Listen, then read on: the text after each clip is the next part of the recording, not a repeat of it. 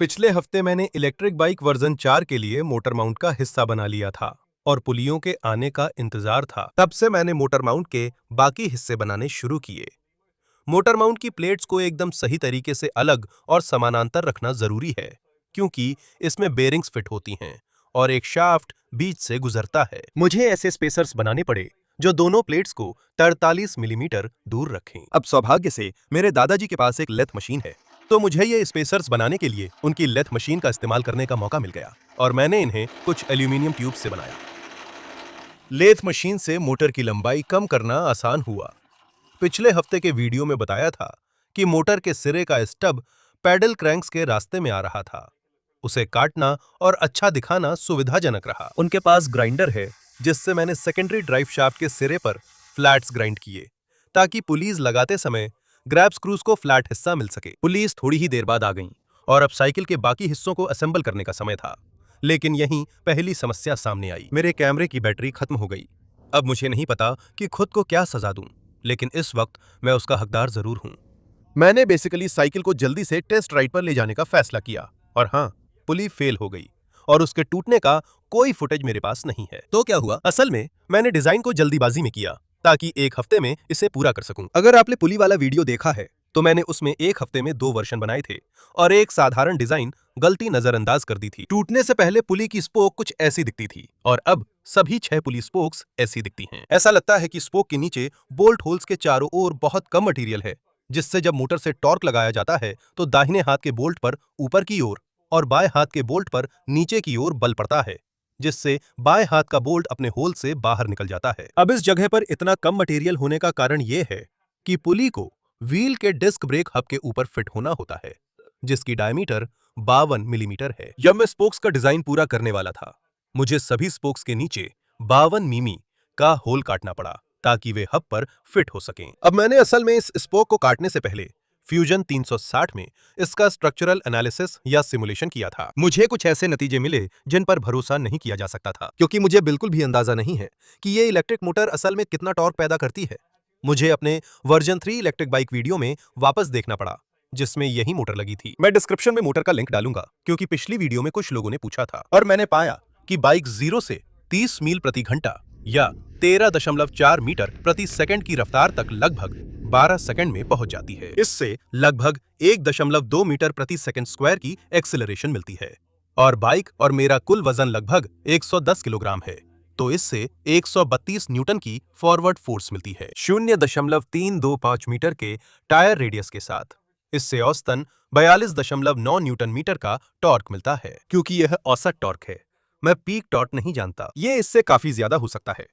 Electric bike version 4 की gearing 20% ज्यादा torque देती है, लेकिन टॉप स्पीड 20% कम कर देती है। तो मैं जो करने जा रहा हूं वह यह है कि मैं इस टॉर्क वैल्यू को एक सेफ्टी फैक्टर के तौर पर डबल कर दूंगा, तो 85.8 न्यूटन मीटर का उपयोग करें। तो क्योंकि पुली की त्रिज्या 0.14 मीटर है और यह टॉर्क 6 अलग अलग स्पोक्स के बीच बांटना है। मूल रूप से एक पुली का स्पोक अपनी नोक पर 102 न्यूटन बल सहन करना होता है, जिसे जब ये मान फ्यूजन 360 सिमुलेशन में डाले जाते हैं तो ये 2.16 का सेफ्टी फैक्टर देता है, जिसका मतलब है कि पुली का स्पोक बिना टूटे दोगुना बल सहन कर सकता है। इंजीनियरों के लिए बता दूं, मैंने सबसे छोटी मेश साइज का इस्तेमाल किया, जिससे कंप्यूटर को ज्यादा समय लगा। ऐसा सबसे सटीक परिणाम के लिए किया, फिर भी ये पूरी तरह सही नहीं था। तो जाहिर है, असली पुली के टूटने के बाद मैंने फ्यूजन 360 की सिमुलेशनों पर वापस जाने का फैसला किया और मुझे एहसास हुआ कि मैं ये प्रयोग पूरी तरह गलत तरीके से कर रहा था। मैंने शुरुआत में पुली को नीचे के बोल्ट होल्स पर फिक्स किया और फिर यहाँ के होल पर क्षैतिज बल लगाया, लेकिन इसमें यह नहीं सोचा गया था कि बोल्ट होल्स उखड़ सकते हैं। तो मुझे क्या करना पड़ा? मुझे सिमुलेशन बदलनी पड़ी और मूल रूप से फ्यूजन 360 में एक बोल्ट कंस्ट्रेंट का इस्तेमाल करके इन होल्स को एक नकली हब से बोल्ट करना पड़ा और सिमुलेशन को फिर से करना पड़ा। इससे जो परिणाम मिला वो थोड़ा ज्यादा सटीक लगा, जिसमें सेफ्टी फैक्टर 0.87 था, यानी मूल रूप से इसका मतलब था कि ये टूटने वाला था। मैंने इस टेस्टिंग को एक कदम और आगे बढ़ाया और असल में पुराने स्पोक्स को लिया, उन्हें हब में लगाया और फिर हब को वाइस में क्लैंप कर दिया। मैंने उन्हें उल्टी दिशा में लगाया ताकि दूसरा बोल्ट होल भी फट जाए और इससे सटीक टेस्ट मिले, भले ही स्पोक का एक हिस्सा पहले से टूटा था। फिर मैंने स्पोक के सिरे पर वजन लटकाकर उसकी ताकत जांची। ठीक है, यह पहला टेस्ट है 10 किलो के साथ 10 किलो वजन, तो यह संभाल रहा है, लेकिन ऐसा लग रहा है कि यह मुड़ रहा है। मुझे नहीं पता आप कितनी अच्छी तरह देख सकते हैं, लेकिन यहाँ इस बोल्ट होल के आसपास जरूर कुछ विकृति हो रही है। ठीक है, तो अब मैंने वजन बढ़ाकर 11.25 किलो कर दिया है और धीरे धीरे वजन नीचे कर रहा हूं।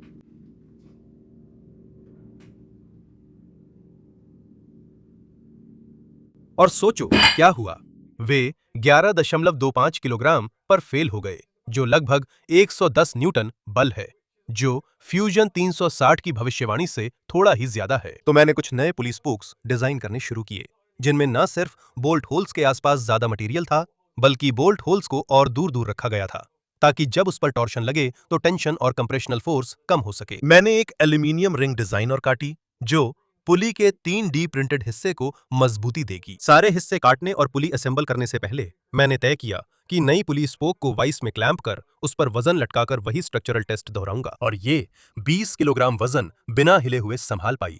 यहां तक कि जब मैंने इसे हथौड़े से कुछ बार मारा तब भी। अगले दिन या उसके आसपास का समय सभी नई पुली के हिस्सों को काटने, टैप करने और मोड़ने में बीता।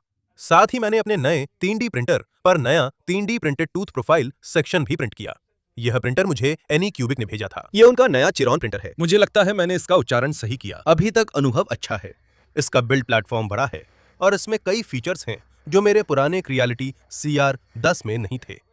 कुछ ही चीजें प्रिंट की हैं, इसलिए ठोस राय नहीं दे सकता। हालांकि मैं इसका लिंक नीचे डिस्क्रिप्शन में डाल दूंगा, तो अगर आप नए प्रिंटर में रुचि रखते हैं तो जाकर देखिए। फिर पुली को व्हील पर असेंबल किया गया और फिर बाइक पर माउंट किया गया, और ये एक और टेस्ट राइड के लिए तैयार थी। इस बार मैं इसे रिकॉर्ड करने वाला था।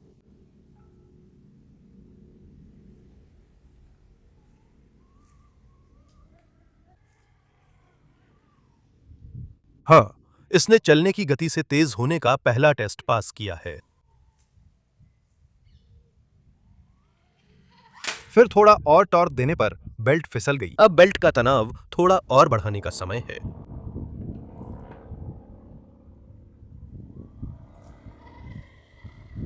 फिर मैंने हर बार धीरे धीरे थ्रॉटल इनपुट बढ़ाया, ताकि देख सकूं कि पुली कैसे संभालती है, और यह काफी अच्छी तरह से टिकती हुई लगी।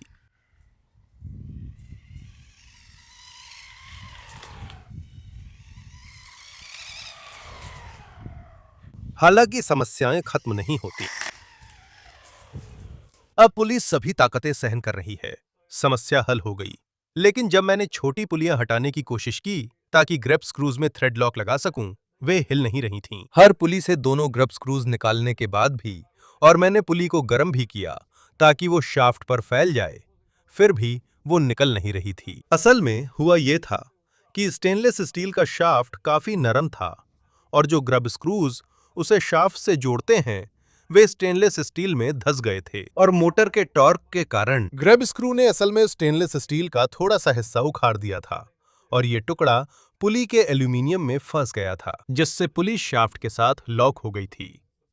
काफी हथौड़ा मारने और प्लायर्स का इस्तेमाल करने के बाद, जबकि मैं पुली के दांतों को खराब करने से बचने की कोशिश कर रहा था, आखिरकार मैं उन्हें निकालने में कामयाब रहा। हालांकि इसके बाद मुझे एक हार्डन्ड स्टेनलेस स्टील या हार्डन्ड स्टील शाफ्ट की जरूरत थी, ताकि उसे बदल सकूं। मुझे याद आया कि मेरे पास हार्डन्ड स्टील का पुराना 8 मिलीमीटर शाफ्ट वाला मोटर है, तो मैंने उसे बाइक में लगाया और सब ठीक हो गया। अब बाइक तैयार है ताकि मैं उसमें सभी इलेक्ट्रॉनिक्स को सही तरीके से लगा सकूं, उसे फाइनल कर सकूं और फिर एक सही टेस्ट राइड के लिए जा सकूं। असल में ऐसा नहीं है। मैंने देखा कि जब मैं बाइक को करीब 20 मील प्रति घंटे की गति से चला रहा था, तो वह जोर से कांपने लगी।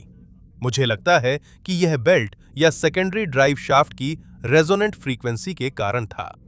मुझे कुछ सेकंड के लिए वीडियो रोकना है। मैं शेड में आया ताकि शुरुआती पुली रिडक्शन स्टेज के कंपन को फिल्मा सकूं।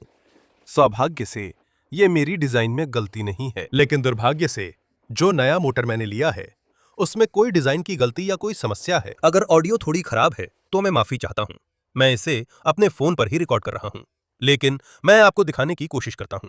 मैंने सारी बेल्ट्स हटा दी हैं और फिर भी वाइब्रेशन हो रही है, तो ऐसा लगता है कि मोटर असंतुलित है। तो जैसा कि आप यहां देख सकते हैं, यह मोटर का आउटपुट शाफ्ट है। इस स्टेप डाउन से कोई बेल्ट नहीं जुड़ी है, और फिर सुरक्षा कारणों से रियर व्हील को बेल्ट से अलग कर दिया गया है। अगर मैं खास आरपीएम पर थ्रॉटल बढ़ाऊं तो तेज वाइब्रेशन सुनाई देगा।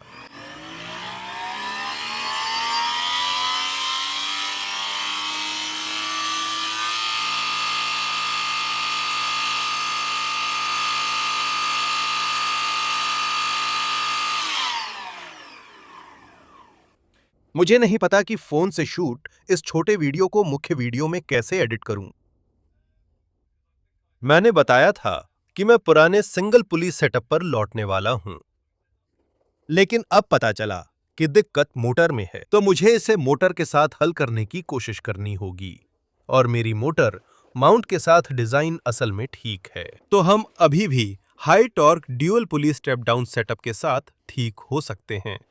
खैर, अब बात काफी हो गई, चलिए वापस मुख्य वीडियो पर चलते हैं। मैं थोड़ा सा ये सोच रहा हूं कि मेन ड्राइव बेल्ट को सीधे मोटर से चला दूं ताकि डुअल पुली स्टेप डाउन को हटा सकूं, लेकिन फिर इससे इस इलेक्ट्रिक बाइक में ज्यादा टॉर्क देने का पूरा आइडिया ही खत्म हो जाएगा और मेरी पिछले हफ्ते की वीडियो भी पूरी तरह बेकार हो जाएगी, क्योंकि मुझे पूरा मोटर माउंट फिर से बनाना पड़ेगा। तो फिलहाल इलेक्ट्रिक बाइक के साथ मैं इसी स्थिति में हूं। मुझे सच में समझ नहीं आ रहा कि अब आगे क्या करूं। आशा है पुली का विश्लेषण और उसकी संरचनात्मक टूट फूट आपको रोचक लगा होगा। मुझे पूरे प्रोजेक्ट से थोड़ा पीछे हटकर यह सोचना होगा कि अब आगे क्या करना है। मैं ऐसा करना पसंद करूंगा, बजाय इसके कि फिर एक कदम आगे बढ़ूं और 2 कदम पीछे चला जाऊं। हाँ, मैं इसे सही तरीके से तैयार करने के लिए थोड़ा और समय चाहता हूं। शुरुआत में मैंने कहा था कि जल्दीबाजी नहीं करूंगा, लेकिन इलेक्ट्रिक बाइक का जोश मुझ पर हावी हो गया और मैंने जल्दीबाजी कर दी। मुझे ये भी बताना है कि अगले हफ्ते कोई वीडियो नहीं आएगा। मैं फिर से हर 2 हफ्ते या करीब करीब पूरी लंबाई वाले प्रोजेक्ट वीडियो बनाना शुरू करना चाहता हूं। मुख्य रूप से इसलिए क्योंकि मैं इन प्रोजेक्ट्स को पूरा करने के लिए वीकेंड्स में भी काम कर रहा हूं, क्योंकि आमतौर पर वीडियो को नरेट करने और फिर एडिट करने में 1 या 2 दिन लग जाते हैं ताकि अपलोड के लिए तैयार हो सके। इससे मेरे पास किसी प्रोजेक्ट पर काम करने के लिए सिर्फ 3 वीकडे बचते हैं, जो ढंग की लंबाई वाला वीडियो बनाने के लिए काफी नहीं है, खासकर उन प्रोजेक्ट्स के लिए जिन्हें मैं करना चाहता हूं। तो मैं वाकई में इस बात के लिए उत्साहित हूं कि किसी प्रोजेक्ट पर 1 या 2 हफ्ते अच्छे से बिताऊं और फिर उसे एडिट करूं, प्रोजेक्ट को फाइनलाइज करूं, यह सुनिश्चित करूं कि सब कुछ सही से काम कर रहा है और फिर उसे YouTube पर अपलोड करूं, ताकि आप लोगों को इतनी सारी असफलताएं बार-बार न देखनी पड़े। मैं अपनी गलतियों का जिक्र जरूर करूंगा, लेकिन फेल होने पर पूरा वीडियो नहीं बनाऊंगा, सिर्फ उसका छोटा हिस्सा दिखाऊंगा ताकि आप गलतियां भी देख सकें। मैं चाहता हूं कि हर प्रोजेक्ट पर थोड़ा ज्यादा समय दूं। इसके अलावा मेरी कुछ कोलैबोरेशंस आने वाले कुछ हफ्तों में होने वाली हैं, तो अगला वीडियो आने में शायद ज्यादा समय नहीं लगेगा, शायद 2 हफ्ते या उसके आसपास। तो मैं पूरी तरह से साप्ताहिक वीडियो बनाना बंद नहीं कर रहा हूं। मैं बस ये कह रहा हूं कि अगर कोई प्रोजेक्ट पूरा नहीं हुआ है या सही से काम नहीं कर रहा है, तो मैं उसे सिर्फ 1 हफ्ते में निकालने के लिए जल्दीबाजी नहीं करूंगा। अगर शुक्रवार को मेरा वीडियो पोस्ट ना दिखे तो चिंता ना करें, मैं बस किसी प्रोजेक्ट पर थोड़ा ज्यादा समय लगा रहा हूं। मेरे आने वाले सहयोगों के लिए जुड़े रहिए। और इलेक्ट्रिक बाइक भी अभी खत्म नहीं हुई है, शायद मुझे उस पर थोड़ा और समय लगेगा। और हाँ, मैं आपको देखने के लिए बहुत धन्यवाद कहना चाहता हूं। और अगर आपको ये वीडियो पसंद आया हो तो कृपया एक लाइक जरूर दें। अगर आप मेरे चैनल पर नए हैं तो कृपया सब्सक्राइब पर क्लिक करें। मेरे सभी पेट्रन्स का मुझे सपोर्ट करने के लिए बहुत बहुत धन्यवाद। आप ही इन अनियमित वीडियोस को संभव बनाते हैं। मैं पर्दे के पीछे की चीजें अपलोड करूंगा और पेट्रियन पर तस्वीरों के जरिए दिखाऊंगा कि मैं क्या कर रहा हूं। तो हर हफ्ते पूरे वीडियो नहीं होंगे, लेकिन अगर आप जानना चाहते हैं कि मैं इस समय क्या कर रहा हूं, तो मैं कम से कम पेट्रियन पर फोटो जरूर पोस्ट करता रहूंगा। फिर से देखने के लिए धन्यवाद। मैं कुछ हफ्तों में मिलूंगा। अलविदा।